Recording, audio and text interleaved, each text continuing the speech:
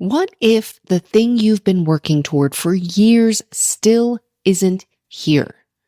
Should you keep going or let it go? Today, I'm exploring what it really means to never give up and how to keep showing up when the timeline stretches longer than you ever imagined.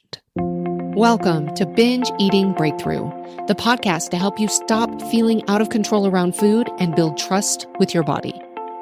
If you've tried everything but still feel stuck, you're not alone. I've been there too.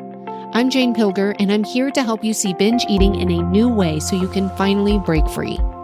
Each week, you'll get the tools and insights to create peace with food and your body.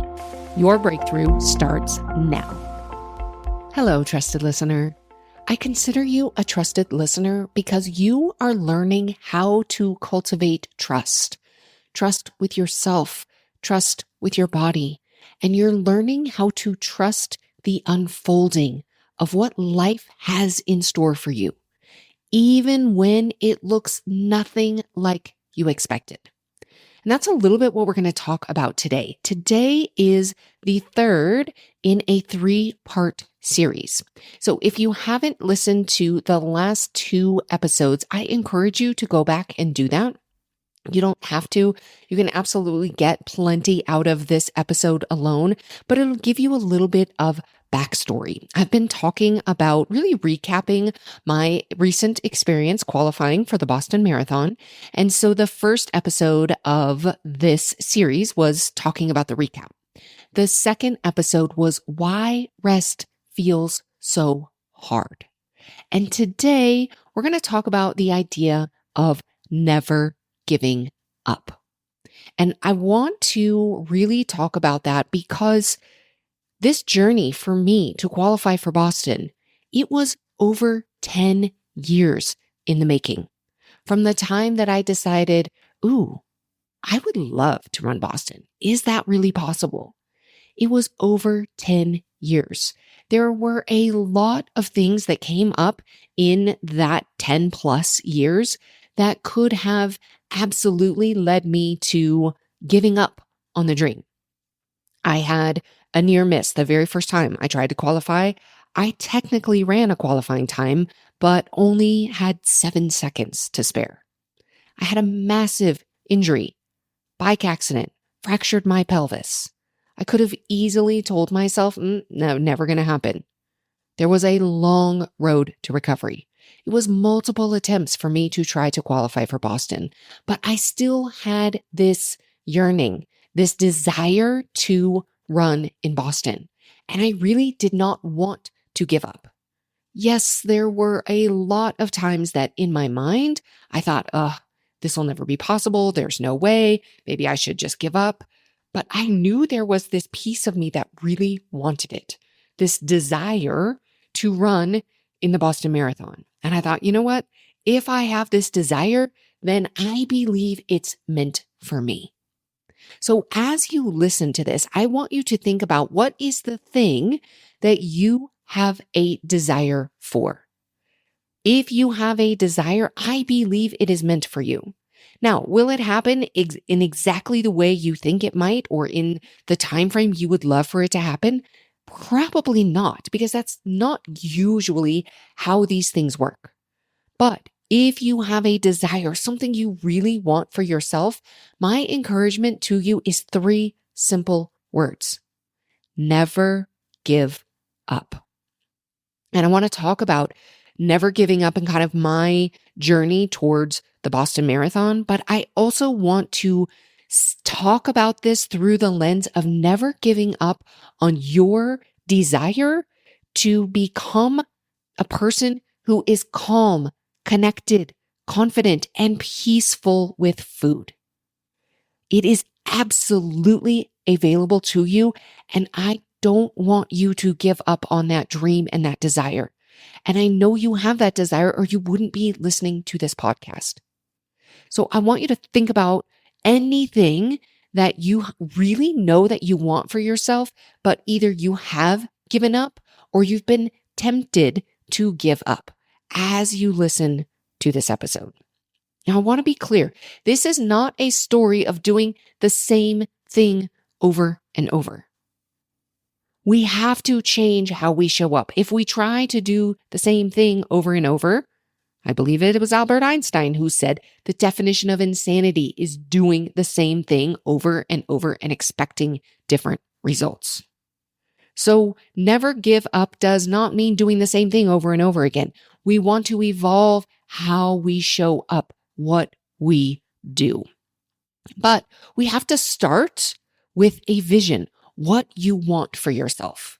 You do not need to know the how.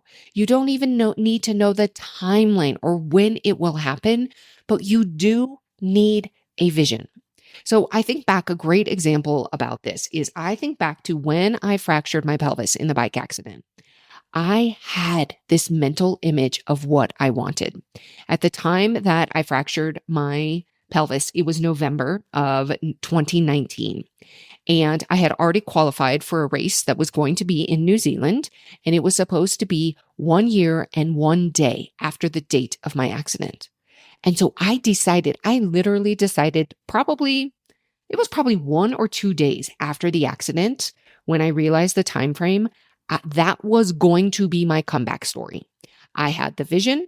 I am going to come back from this. I am going to race in New Zealand in a year from now. And that was the vision that carried me through slow progress with healing.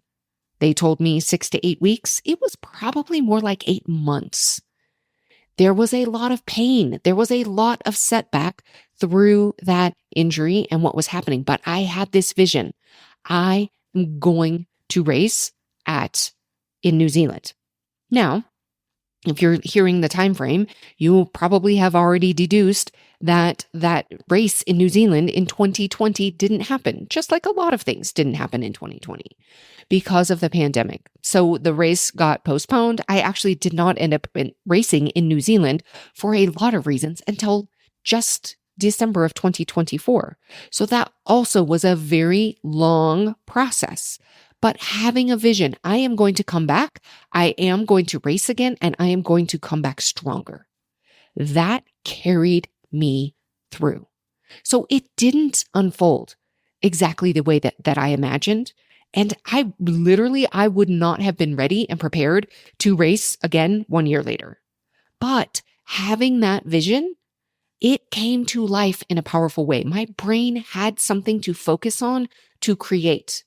Because without a vision, without this picture of what you want for yourself, your brain naturally will go to work on focusing on what's not working, what is lacking.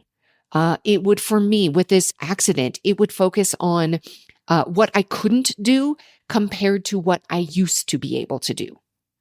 That's what your brain is going to do if you don't create the image and the vision for yourself.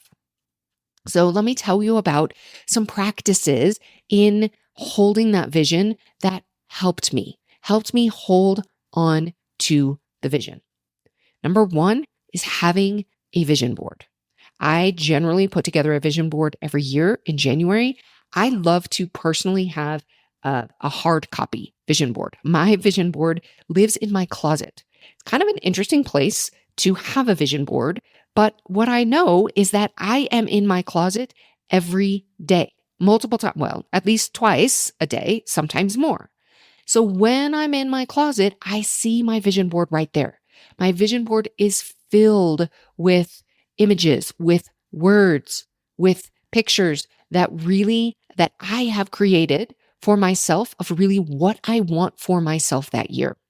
If you want to see a copy of my vision board, I will actually share it with you. I will link in the show notes, I will link to the post on Substack at The Peaceful Eater, where you can see a picture of my current vision board. You'll be able to see this year's vision board. This is something I literally look at every single day.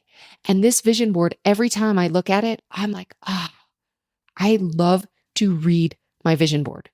When you know you have created a vision board that really resonates with you, when you look at it, it draws you forward. It cultivates the emotions that you want for yourself. So, vision board. Also, surrounding myself with images, with people, and with stories that reflected what I was working toward. So, what does that mean? It means I sought out stories of people who had recovered from injury. I listened to people who had gotten faster in their running. I really was surrounding myself, and also locally. I found people who locally were running a little bit faster than me, who loved the sport. I got into those areas, surrounding myself with those people. I made sure that the people I was around were also working towards similar things. And when I couldn't see it, others held belief for me.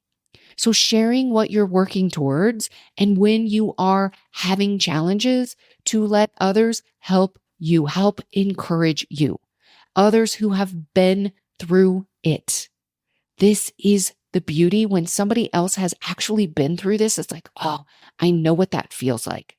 Let me tell you, when I was, for example, if we're talking about recovering from an injury, oh, here's what I did. Here's what really helped me. So the same thing can happen with food. If what you are really looking for is somebody to help guide you towards that peaceful relationship, that confident, connected, calm relationship with food that you want, find others in your life who have that. Now, some people will say, I don't have anybody. A lot of people have maybe one person, one or two people in their lives. If you do, ask them questions. Hey, let me ask you a question. When you go to a restaurant, how do you decide what to eat? How do you decide? Asking questions, like things that are really challenging for you, ask someone else who doesn't have the same challenges. Ask them what they think about. What is their perspective? It can help show you what else is possible.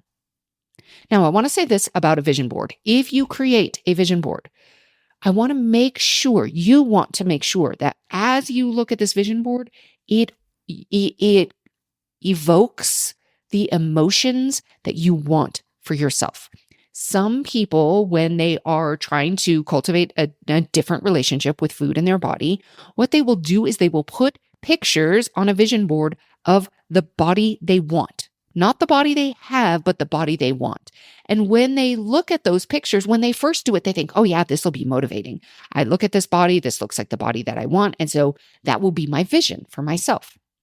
But what often happens quickly is they look at that body and they think, oh, I'm not there. That's not the body that I have. And it kind of, instead of creating inspiration, it almost creates feelings of lack, or I haven't done this.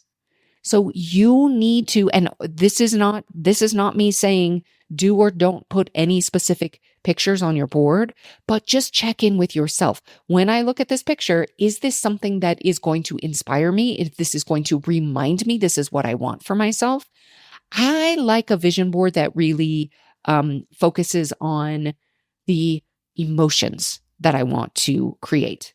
And yes, I definitely have on my vision board, if you go and you look at the image, you'll see I've got words on there about fueling for my athletics. I do have pictures of food, like certain types of foods that I'm like, oh, this is beautiful. And this is the way that I love to eat. When I look at these pictures, it does really generate this. Yes, this is what I want for myself. But when it comes to, if you are working on your relationship with your body, just be very intentional about any pictures you choose for yourself. So that's just a heads up kind of warning of a place that some people, their vision boards can become something that is not inspiring them. All right, here's the other thing I want to talk about in terms of never giving up. I want to talk about this myth that there's actually a finish line in this work that we're doing on anything, even for me. So for example, for the Boston Marathon, the qualifying for the Boston Marathon, you might think, oh, well, the race that you did in Eugene, where you did get your qualifying time, the time that you wanted for yourself, you got it. You might think, oh, well, that was a finish line. Literally, you crossed the finish line, but it's not. It's not the finish line, because if I crossed the finish line there and I said, yes, I did it. Now, I'm going to just stop all the things I was doing to get me to this place. Now I'm just going to stop.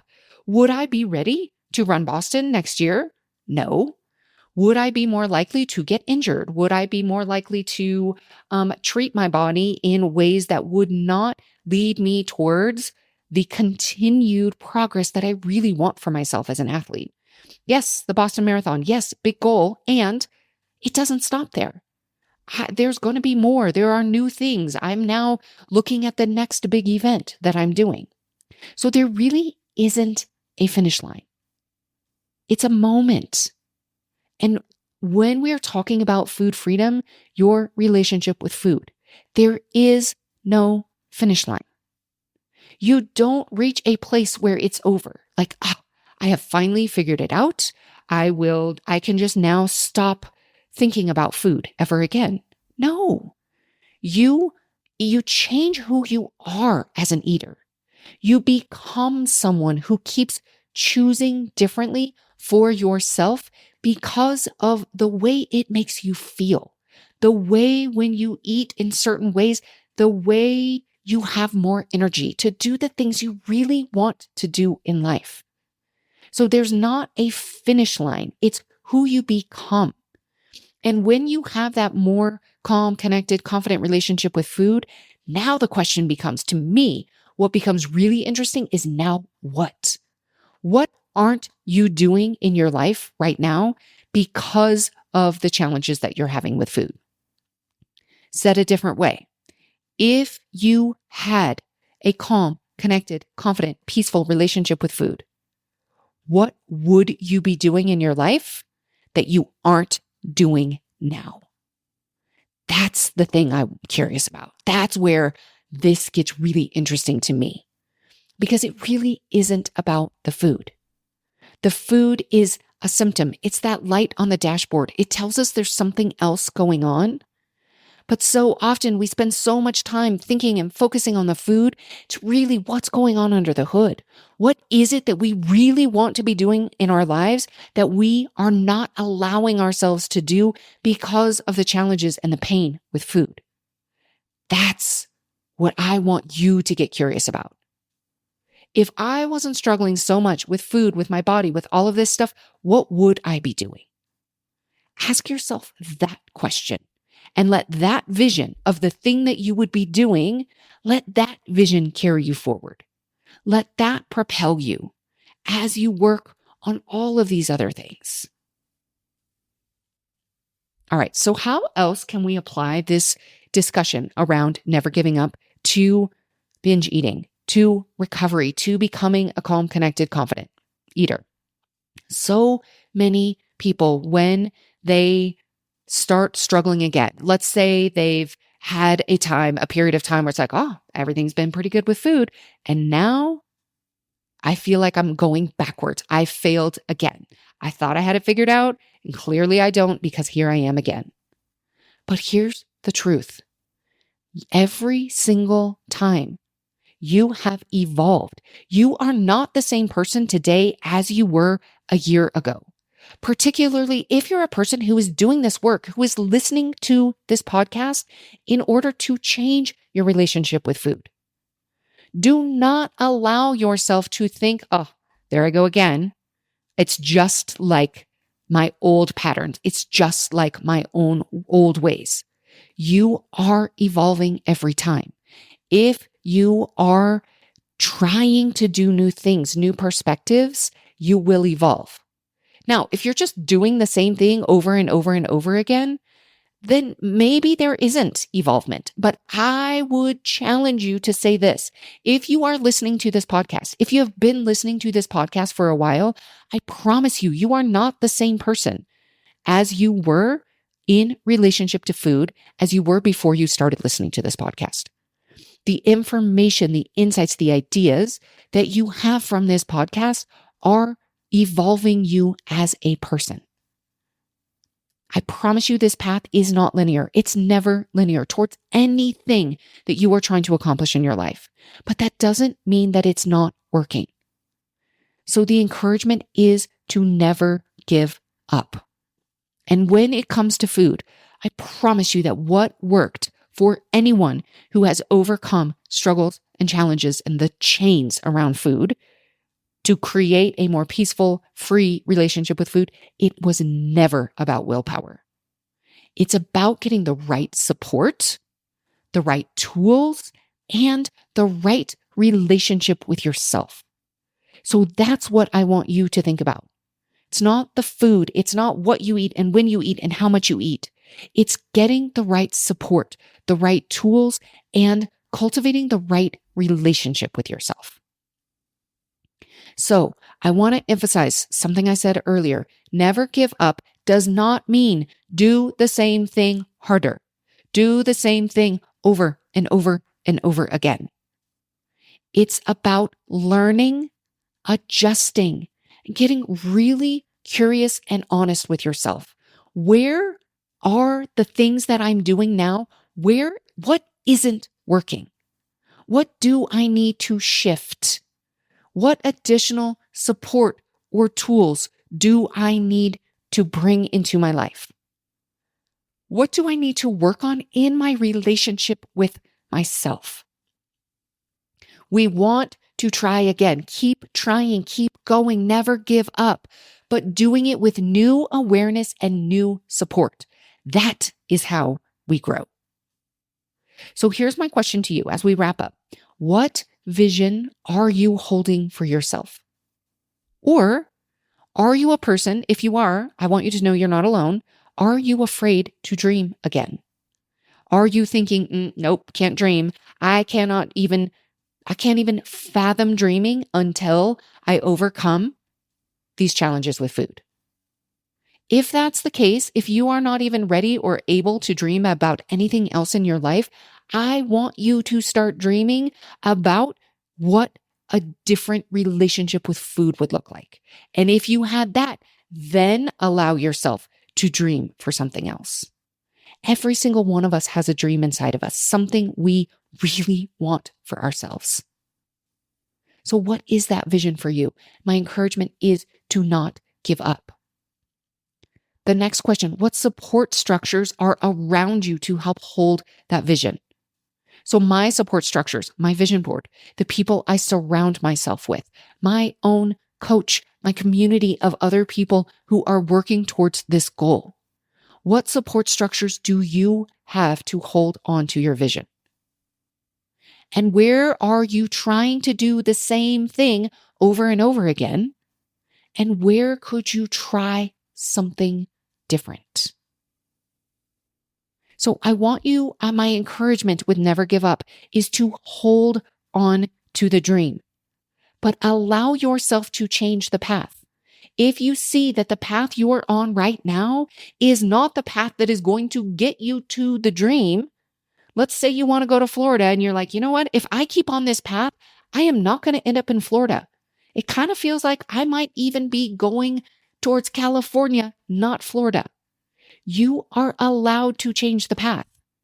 But I want you to hold on to the dream of Florida, whatever that dream, that vision is for you. And it is not just about where you're going. It's not just about getting to Florida. It's who you are becoming along the way. We don't want to just get to Florida in a whole series of just a terrible pushing through. This is awful. When are we going to get there? Are we there yet? Are we there yet? Driving all night, not allowing ourselves to go to the bathroom. No, it's not just about Florida. It's the whole trip. Who do you become along the way on your vision to what you really want for yourself? So my encouragement for you, never give up. Whatever it is that you're working towards, never give up. I want to invite you to share your own never give up story with me on Substack. If you go and you click on the link in the post, you will see the vision board there. And in the comments, you can share your own story of never giving up. I would love to hear that story. And I also, if you are ready for different support, a different supportive structure to really work through some of your challenges with food, I want to offer you 2 alternatives to do that. Number 1, book a food freedom session with me. Then this session, we will talk about your challenges with food. And I will help you understand how I work with people to create that new relationship so you can become a calm, connected, and confident eater. So you can book that session, link in the show notes, or if you know, I don't really know if I really want some long-term support, but I've got this challenge right now that I need help right now. Let's say you just went through something really challenging. You just had a binge. You're like, if I only had somebody to talk to and just talk through this and just get me a little bit of support, get me back on track. That's what the Swift support session does. I will also link to that in the show notes. 1 call, 7 days of online follow-up support after that to get you back on track. All right, that's what I have for you today. I will see you next week. If you like what you're hearing on the podcast, you will want to be sure to follow me on Substack. There, you'll find additional articles, discussion, and a library of all of the podcast episodes to help you on your journey with food. You can also access deep dive workshops and get behind the scenes audio and video that will help you understand and overcome your food struggles. Find me under The Peaceful Eater at janepilger.substack.com. I'll see you there.